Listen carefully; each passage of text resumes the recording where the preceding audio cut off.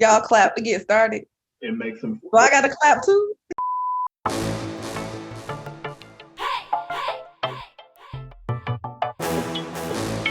Welcome to another Black Codes podcast. My name is Calvin Foster, aka Community Cal. I'm Trevor Gwynn.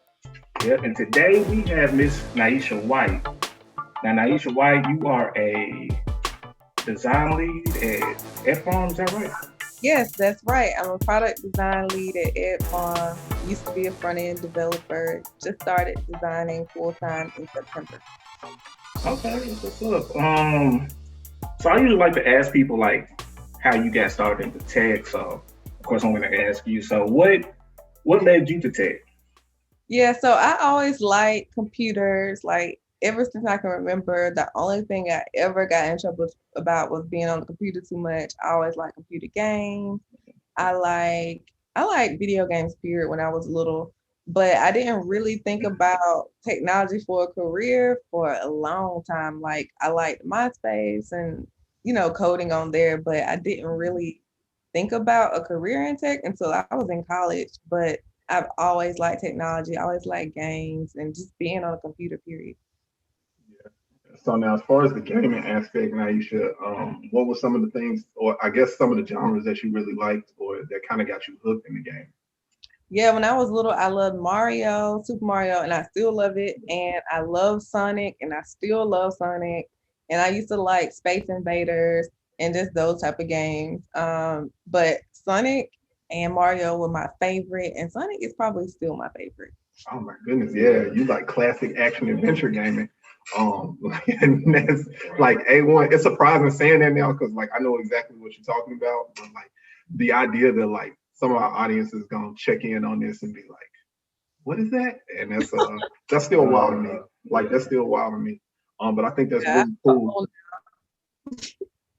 So like as far as your transition, like when would you say like it went from gaming to like I guess a general interest as Mhm. far as like, hey, there might be a future for me in this, or something that you saw that kind of sparked your curiosity? Yeah, I'll say I was maybe like in my sophomore year of college, and I started getting into graphic design. And when I started taking graphic design classes, I was just like super interested in web development because I like designing websites and I wanted to figure out how to actually build it with code. So that was the whole reason I first started coding. I wanted to learn how to like bring my designs to life. Yeah, okay, absolutely. Yeah. So Calvin will probably tell you our artistic skills when it comes to graphic designs are I think between the two of us, we probably make like 3/4 of a designer. Yeah. And you probably don't even want to add me to the list. Yeah.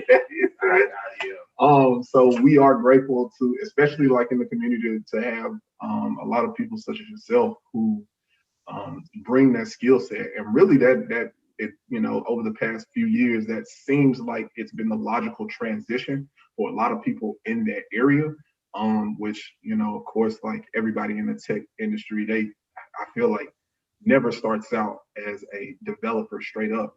Like they're always a dual threat or a triple threat, or however many skill sets they want to add, which makes them that much more dangerous. But Yeah. has that how has graphic design benefited you in the tech sector or space? Oh, it helped me a lot because my first time having an internship as a front end web developer, I mean, we didn't have a designer to use as a resource. So I'm like, I'm glad I had the skills or I would have been lost. So And having I just design wanted to, just helped me a I just whole. want to commend you on your skills because I see you on Instagram when you make posts. I was like, these are like legit. Like it puts mine to shame a little bit, and I kind of want to stop because like yours would be like really, really good. So like, your design skill is like insanely good. Thank you so much. That means a lot. Oh, you're welcome. You're welcome. I look at it as like a marker or a goal, like especially when I'm trying to get better at something, like being able to see those who can, be effective, or I consider like effective at like that skill set of design.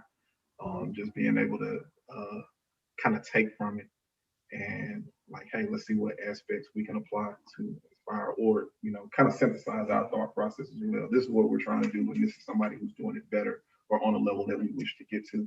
And I think, really the same thing can be applied in the development space as well. Like I know, like we always hit that same nail on the head as far as mentorship, but having people to look up to in the space where they can, kind of show you the path that you're looking for, that, the direction that you're looking at as far as development is concerned. Did you have anyone like that as far as when you were coming up, or, somebody that you could look up to that, hey, like that's where I want to be? Unfortunately, I didn't. And I think that's why it's really important for me to like try to be that for other people, because it's hard to find a mentor. It's really, really, really hard. And it's like everybody, doesn't have that privilege. So I definitely do try to put myself out there. If someone has questions, I'm super willing to answer questions because of that. Yeah, trailblazer. Man, we need them almost, man, just as much, if not more. Yeah. Yeah. So as far as design and stuff, you do that a lot, and like I said, I see it on Instagram a lot. But you seem like you do it a lot for your group, the Black Birmingham Techies. And I kind of want to ask you a little bit about that because I just want to get a feel in because you're building a community, we're community builders. So what kind of like, I guess, let's see, do you go through any like hardships as trying to build a community? Because like it can be hard, especially during a pandemic, to like just get people motivated, want to join a group and do things, and you can't really just go outside anymore. So I was just wondering if you had any hardships with building your community. Oh yeah, a whole lot of hardships. The biggest one is just working full time and trying to build a community. Oh my God, that's literally the hardest thing, probably harder than anything, because it's really hard to balance your time. You don't really have free time. It's like your free time, you're usually doing something for the community or your full-time job. So that's probably the biggest thing. And another challenge is for sure getting people to join during COVID, because most people join these groups because they want to meet in person. And I understand, because that's the whole reason why I started. You want to meet people and hang out with them outside of work. So it's really hard, especially with when you're competing virtually, we're competing with these big organizations like, I don't know, shoot, Apple or whoever's doing online virtual events. Like people can go anywhere, participate in anything. So that makes it, I feel like, even harder to make your online event stand out or make people want to come, because they can see or do just about anything at home now. Yeah. No, you're absolutely right. Now, I know it's the amount of effort it takes to put in to get that organization to go and to grow and just to be something where it's, viable to you and the people that around you that you're trying to help. It's an undertaking. And again, it deserves commend, to be commended. Now I know there are also, like, on the flip side of that, there are very rewarding aspects. I know for me and Calvin, it's been like being able to meet you all and talk to you all, and like even have this little opportunity right here, of course, in the space of Nashville, but being able to expand. Like, what have some of those like victory moments been like for you? And can you remember? And first of all, how long have you been running the BAM organization? Yeah, so it's been 1 year. We just started a year ago. So first reward is surviving a year, especially with a pandemic and COVID. The second one is planning our first digital conference, so that's cool. A third one is really just anybody I've connected with, like y'all said, like that's really the reward, getting to meet the people in the group, because we literally wouldn't have probably met if it wasn't for it, or it would have took forever. So like the biggest reward out of everything is just making personal connections I never would have made if it wasn't for this group. Yeah. Wow, that's dope. Look, now, so I know Cal, me and him, of course, being aware of like the Nashville scene as far as what's going on up here. Got a lot of companies moving in and kind of setting up shop.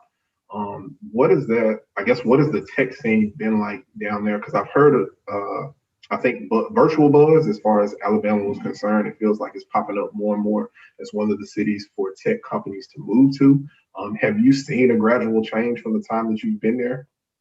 Oh yeah, I think a huge change. It's way more tech jobs now. From like when I first came, it was so hard for me to find an internship or just anything entry level period. Now I feel like there are more opportunities. There are a lot more boot camps, accelerators, and free learning resources, which is super important. And I also like that there are more resources for people who are already working full time, so like after work hours. But the tech team in Birmingham is growing super, super fast, and I'm really glad to be a part of it. I am like I'm genuinely glad to be here. I think it was like before I moved to Birmingham, my choice was either Birmingham or Atlanta. Just because I wanted to move somewhere with a lot of Black people, and I ended up going with Birmingham because cost of living. Really, it was cost of living, and I Yeah, was just like, okay, that's gonna be where I go. So I'm yeah. glad I ended up choosing it. Okay. So where are you originally from? I'm from Dothan, Alabama, so it's like 3 hours south from Birmingham. So I was super familiar with Birmingham. I've Okay. always lived in Alabama my whole life. And like I'm from a small town in Alabama, so like coming to Birmingham is considered really big city for me. So Okay. so it was I had to move to find a job pretty much. Okay. I like that, man. And I was gonna say, look, I'm gonna keep an eye out on Birmingham myself because I was like, look, if the prices of Nashville keep going Yeah. like they do, it's like, man, you might have some new Bam techies down there. Like, what's up? Yeah, we want y'all come now. But yeah, that's I think that's really cool as far as like these tech companies taking notice in the South, even if it is for like cost purposes. I think that still creates the opportunity for us to kind of strut our stuff in a sense, because the South is, um, man, so many black cities in the South, Yep. and where they reside, and so I think is if you're able to get those two, I guess instances or synergies near each other as far as like, hey, here's the company and here's the people. It gives us an opportunity to show like, hey, this is what we can do, and this is Right. how we can provide value. Um, yeah, no, that's dope. That's dope. It is. And, as far as these companies are, do you see diversity in Birmingham with the companies, tech companies? Yeah, I think there definitely could be improvement just because there are so many Black people in Birmingham. Like the city is majority Black, so I think there can definitely be improvement in diversity because when you're in a majority Black city, it's like, oh my gosh, there's just so many Black people to choose from. So I think some companies do okay, but mostly I feel like overall the whole scene kind of has to do better. It's kind of like us. Like we need to do a little bit better. But I guess our the percentage of Black people here is probably not nearly as close as Birmingham. But still, I feel like diversity still needs to be upheld. Because I mean, in our community, we have like what over 270 people in there, and a good, I won't say a good majority of them are not necessarily in software development. They're in tech, but just the Mhm. software side. Not too many of them are in there. Mm.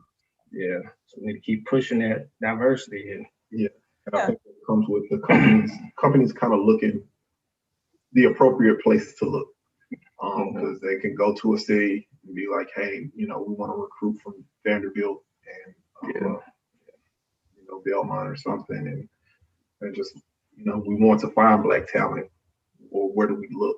And so that becomes the question. So us broadcasting our voice and letting them know like, hey, these are the places that you look as far as the TSUs, um, and like Black organizations and everything. So that becomes important. I don't know if it's the same issue, again, because you guys have a bigger population down there. So I feel like it'll almost be by brute force that like, look, you got to see us. Like we're the population of the town here. So if you're coming down here, this is what it's going to be. But I think it's definitely still important knowing the tech landscape and knowing what we've seen and where it's come from to, definitely broadcast our voice. Yep, definitely agree with y'all.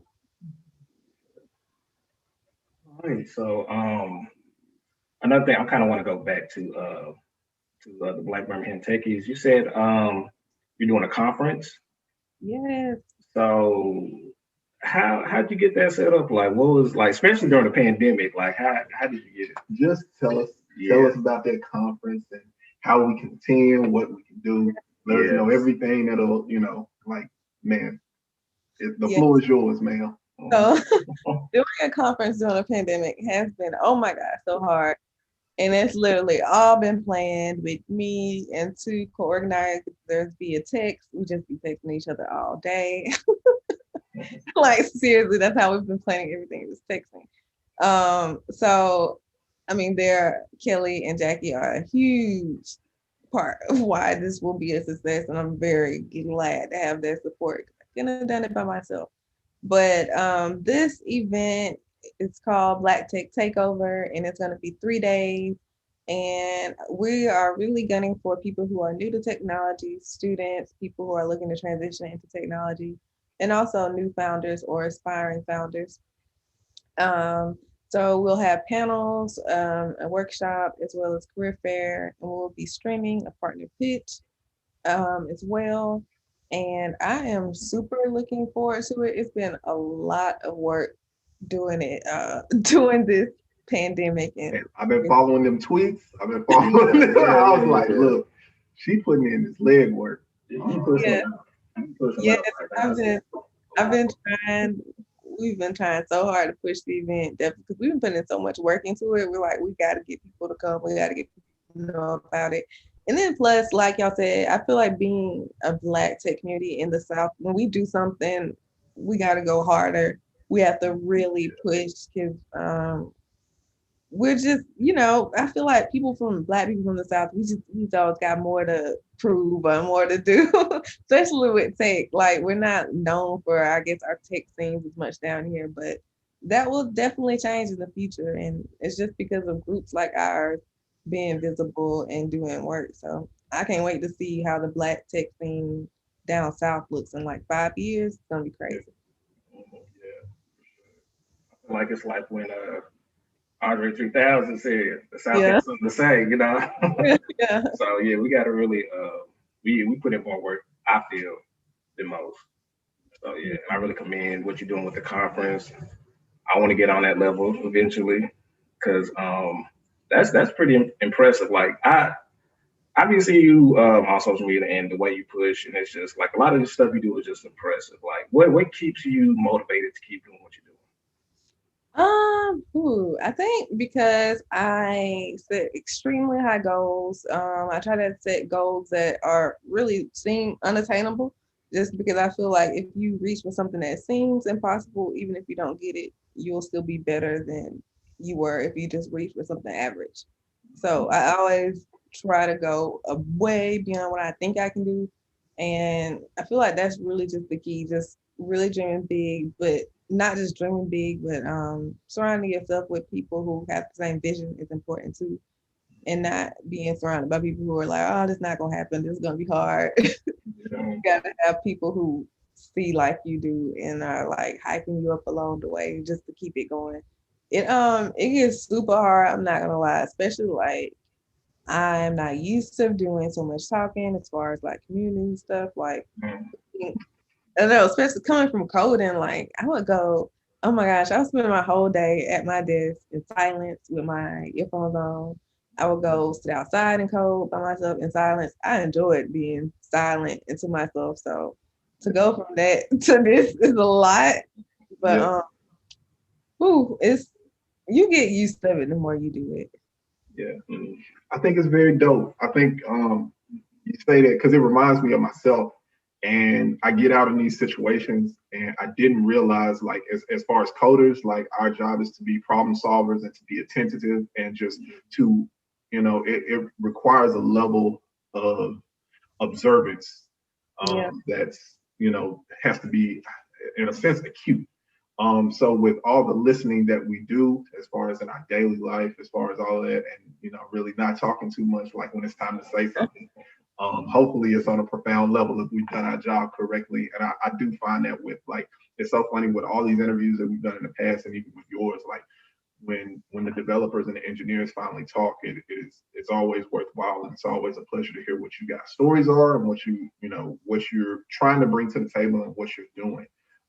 And so I don't know. I always had an argument, like, I'm introverted, but like these last couple of years, and this is due to the Black codes, like especially having to go out and talk to people about what we do, has transformed or grown me into something that I never would have expected or never would have achieved without the help of organizations like what you're doing.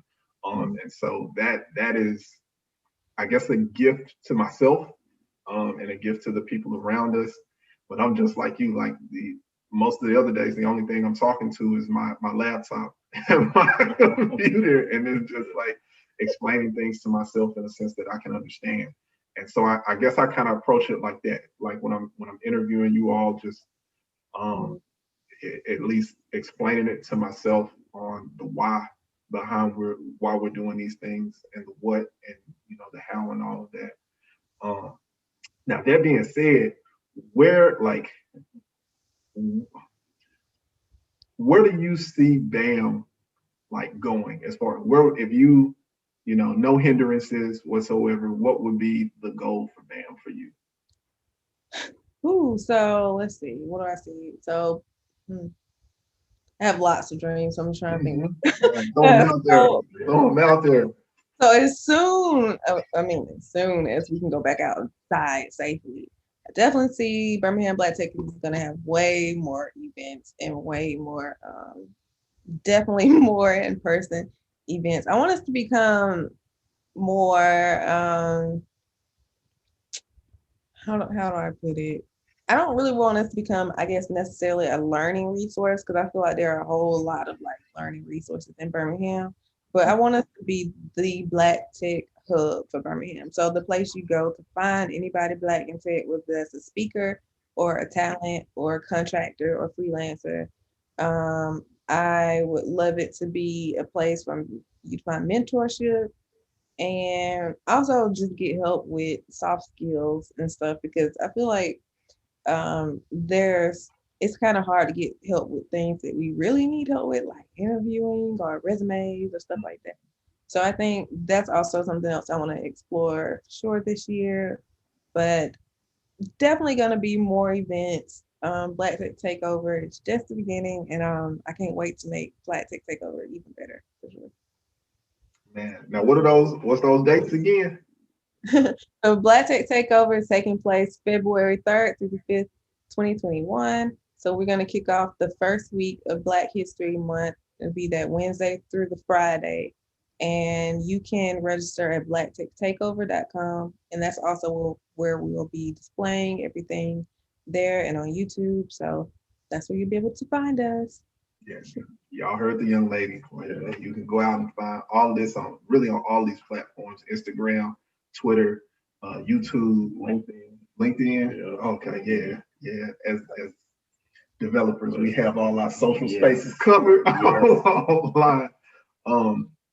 Yeah. Well, I for one definitely look forward to it, especially when it's the intersection of the things that I love, Black history and technology. And I know there will be more just like me as well. We'll continue to promote it, because you just, man, the being the founder, building a consistency, and just making sure we stick to it, because there's always going to be someone out there who's looking for what you're doing. And if you can, change that person, or at least affect them in a positive manner, then that makes it all worth it. So I'm very excited to see what comes of the Black Tech Takeover. Yeah, we hopefully It's gonna be big. It's gonna be huge. Hope people enjoy it, and I'm just excited about people seeing what we've been working so hard on for so many months. So I'm ready for people to see it.